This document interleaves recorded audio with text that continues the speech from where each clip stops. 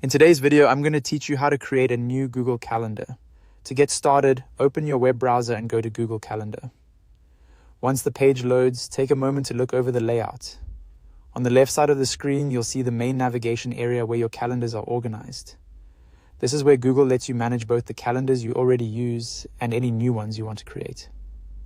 In that left-hand panel, find the section labeled Other Calendars.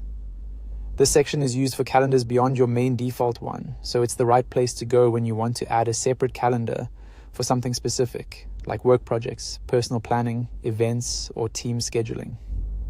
Next to Other Calendars, click the plus sign. When you do that, a small menu will appear with a few options. From that menu, select Create New Calendar. This will take you to the calendar creation page where you can set up the basics for your new calendar. Now you'll be asked to enter a name for the calendar.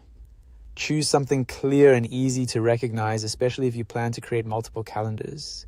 A descriptive name can make it much easier to stay organized later, since each calendar can be used for a different purpose. Below the name field, you also have the option to add a description.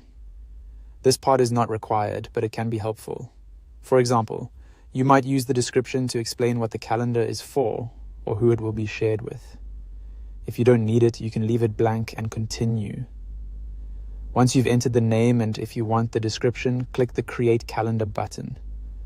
Google Calendar will then generate the new calendar and add it to your account. After it's created, your new calendar will appear in your calendar list and you'll be able to start using it right away. Creating separate calendars is a simple but powerful way to keep different parts of your life organized without mixing everything together in one place.